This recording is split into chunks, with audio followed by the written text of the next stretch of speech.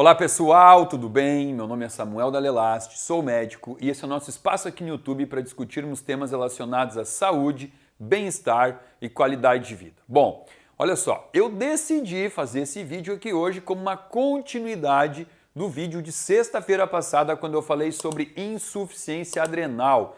E eu expliquei o que é insuficiência adrenal, o que ocorre com os hormônios da glândula adrenal, e no finalzinho do vídeo eu dei uma pinceladinha rápida assim sobre questão de tratamento. E aí eu recebi um monte de e-mail, um monte de directs no meu Instagram de pessoas que suplicaram para que eu falasse um pouquinho mais sobre essa parte de tratamento. Por quê? Porque a insuficiência adrenal é um processo que eu posso falar assim, ó. Hoje está muito em voga falar síndrome de burnout, né? O que é o burnout? É aquele estresse quando a pessoa ela pifa, ela pifou, porque ela chegou no auge do estresse dela e aí realmente ela desligou, ela entra num estado letárgico, depressivo, fadiga de energia vital baixa, insônia, a pessoa realmente ela perde completamente a qualidade de vida dela. E o porquê que talvez eu tenha recebido tanto e-mail sobre isso? Porque essa é uma condição cada vez mais comum. E é muito fácil entender o porquê disso, né? Porque assim, ó, em primeiro lugar, uma das coisas que hoje norteia a espécie humana é essa necessidade de cada vez ganhar mais dinheiro. E por que mais dinheiro? Eu costumo fazer uma reflexão aqui com os meus pacientes, eu falo assim, ó, o João, conta pra mim uma coisa, né? O João é um paciente meu, sei lá, que tem 55 anos, eu pergunto assim, quando você estava lá na tua adolescência, com 18, 20 anos, fala pra mim assim, com que frequência o teu pai trocava o aparelho celular dele? Bom, Samuel, meu pai não tinha celular, Tinha um telefone de casa lá que girava o disquinho, né? E aí eu pergunto assim, e com que frequência lançavam uma televisão com tela maior, né? Porque agora é 29 polegadas, 35 polegadas, 45, 65, 75, já não tem como ficar maior. Então faz assim, então a tela agora vai virar curva, aí agora vira 4K, vira 8K, e a gente sempre quer ter a TV, a última televisão lançada, o último modelo de celular, aí o celular ele comunica com o relógio, ele comunica com um fone sem fio, aí quando eu troco o celular, já lançam um modelo novo, caiu aqui ó, já lançam um modelo novo de... O que eu falei, Fernando? Quando eu troco o celular, já lançam um modelo novo de relógio, um modelo novo de fone sem fio.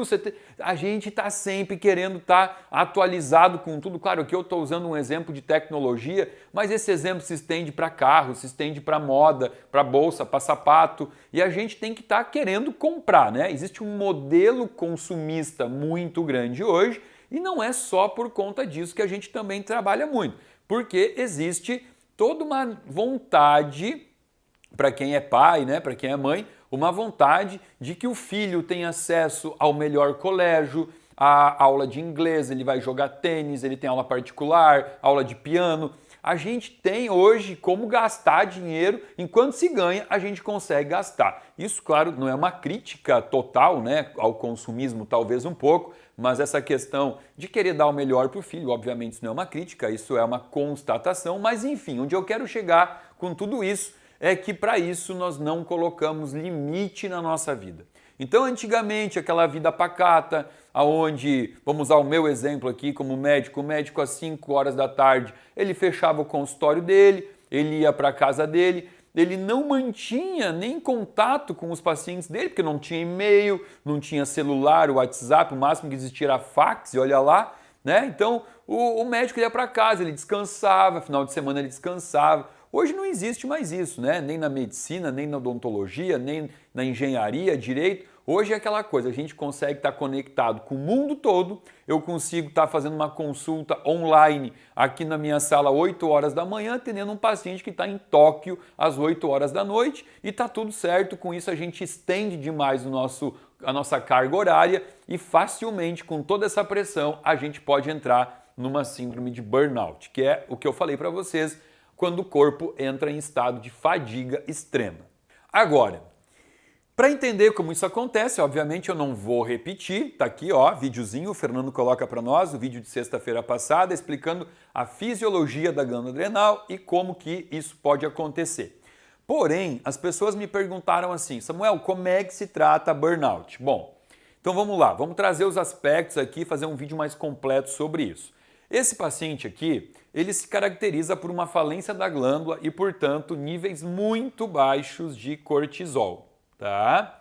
Se ele tem pouco nível de cortisol, ele vai sofrer o quê? O processo imunológico dele cai, nível de produção de glicose por uma via alternativa também cai, e ele vai então ficar numa cama, quase que num estado de esgotamento mental e físico.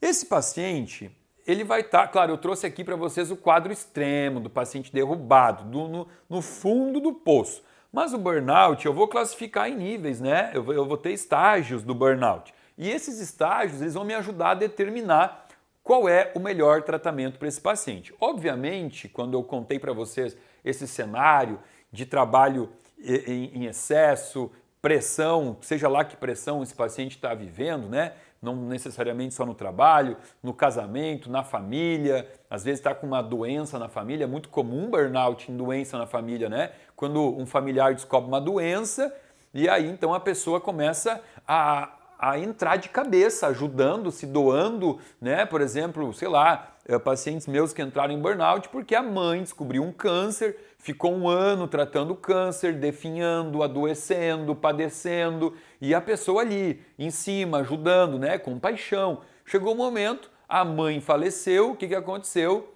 O paciente ele entrou no estado de fadiga crônica, ou burnout, né? Isso é muito interessante, que o nosso corpo, ele parece que entende o limite. Né? Ele aguenta o tempo que for até que cesse, né? Cessou a necessidade da ajuda, do auxílio, e aí assim, é questão de 5, 6, 7 dias e o paciente cai.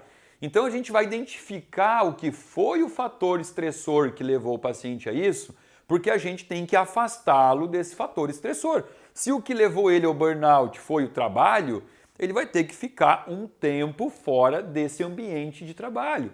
Né? Então, afastar o paciente é o primeiro passo. Legal. A partir daí, esse paciente ele vai precisar de uma ajuda psicológica, que aí a gente vai definir, né? Ou um psicólogo, vai fazer psicoterapia, vai em psiquiatra, vai fazer um trabalho de PNL, de coaching, tem diversas formas que vão auxiliar esse paciente ao quê? A enxergar as coisas com mais clareza mental, que esse é o ponto que esse paciente não vai estar tendo capacidade de executar, né? Ele não vai conseguir enxergar os problemas no tamanho que eles são. O paciente vai enxergar um problema do tamanho de um ratinho e vai transformar num elefante e isso vai gerar mais estresse. Então, alguém que conduza o paciente a esse processo de terapia é muito importante.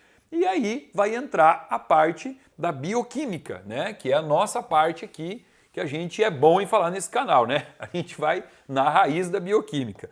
Ora, aqui eu vou separar em 3 possibilidades que eu conheço de tratamento do burnout, tá? Possibilidade 1, possibilidade 2 e a 3. A 1 é a que eu menos concordo, tá?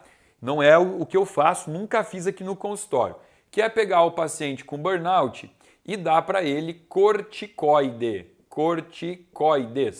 O que são corticoides? São corticosteroides sintéticos, né? Que o paciente vai tomar, como por exemplo, prednisona, né? Prednisolona, são formas de corticoide, tá? É o mais comum, se tem um nome aí, é o mais comum, mas aqui entrariam os corticoides sintéticos. Por que eu não gosto dessa opção?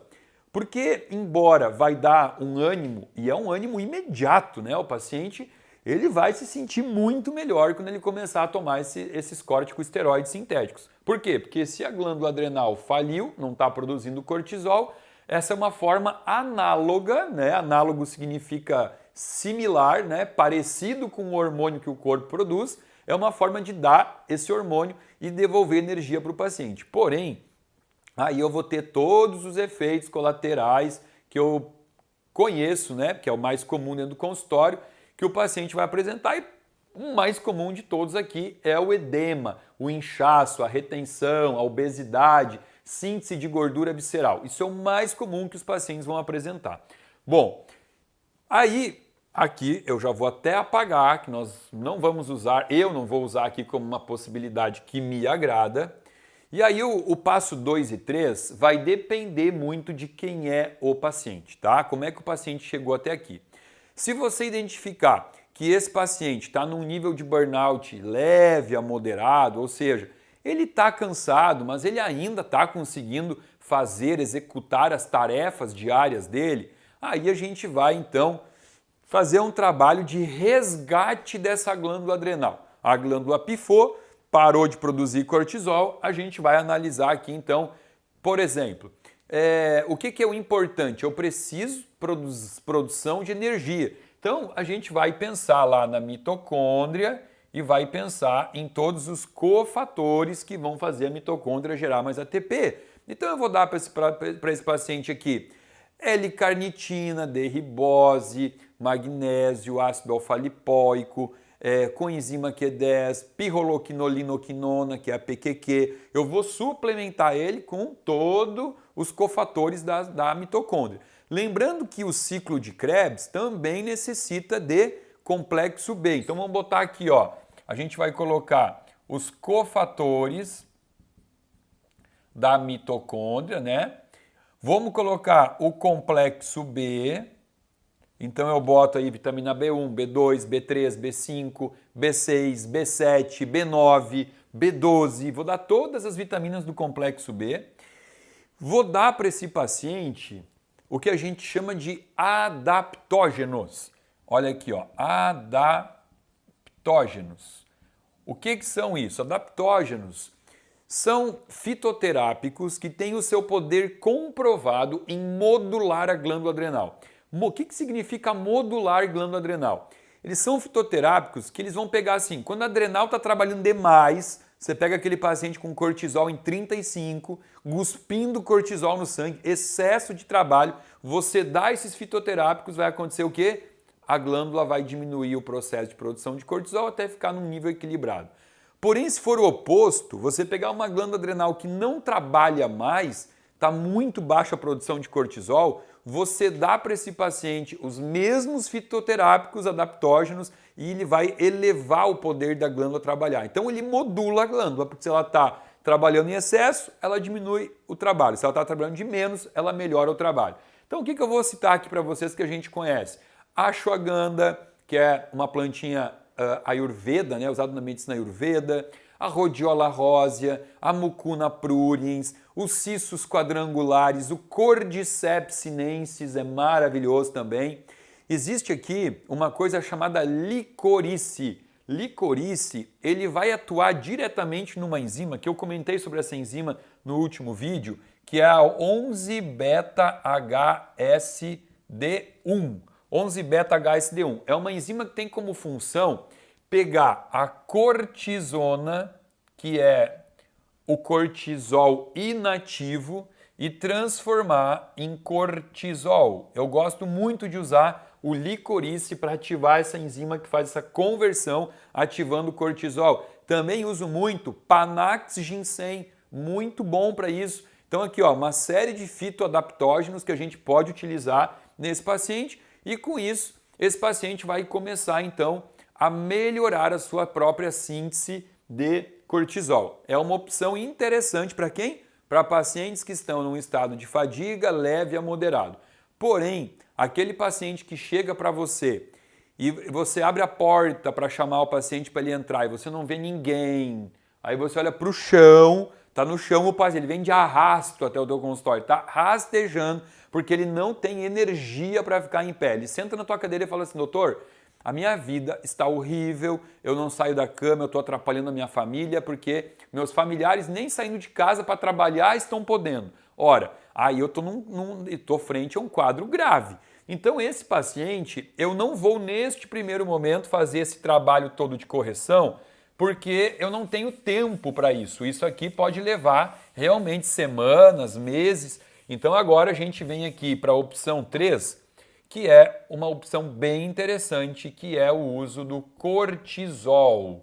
E aí aqui eu dei um nó na cabeça de muita gente, né? Porque as pessoas vão perguntar, ué, mas a opção 1 você falou que não gostava e você falou que era dar o cortisol? Não, a opção 1 era dar o corticoide. Corticoide é remédio. ele é sintético, é parecido com a molécula do cortisol, mas ele não é cortisol. Cortisol, ou a gente chama assim também, ó, hidrocortisona bioidêntica. Então você pode usar tanto como hidrocortisona bioidêntica ou como cortisol base, também se chama assim, né? Cortisol base. Isso daqui não é nada de remédio, isso aqui é o próprio hormônio natural, bioidêntico, que as adrenais produziriam para manter o paciente bem.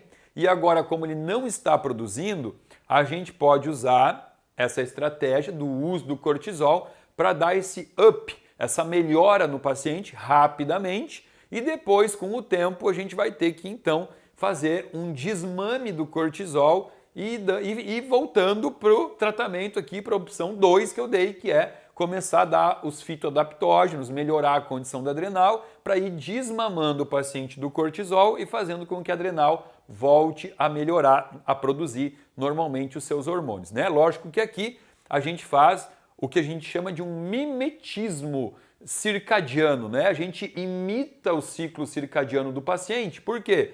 Porque o ciclo circadiano, ele implica em produção de cortisol em picos diferentes do dia, né? O primeiro pico de cortisol é às 7 horas da manhã. Então, nesse momento, é quando a gente vai medicar o paciente, vai dar o cortisol bioidêntico na dose maior. Então, aqui é a maior dose que o paciente vai tomar. Depois, o paciente tem aí um novo pico de cortisol mais ou menos entre 1 e 2 da tarde. A gente vai dar uma dose menor, geralmente a metade da dose que a gente deu de manhã, a gente dá aqui às 13, 14 horas e eventualmente também temos que dar para o paciente um pouquinho de cortisol no final do dia dele, porque pode ser que esse paciente não consiga induzir o sono se ele não tiver um pouquinho de cortisol ao final do dia. A gente vai avaliar. Essa última dose, ela realmente não é necessária, é dependente de cada paciente, mas com isso aqui a gente vai imitar um ciclo circadiano desse próprio hormônio que o corpo nesse momento não está produzindo, e com isso o paciente, o corpo dele vai trabalhar como se ele estivesse produzindo o próprio cortisol e vai ficar bem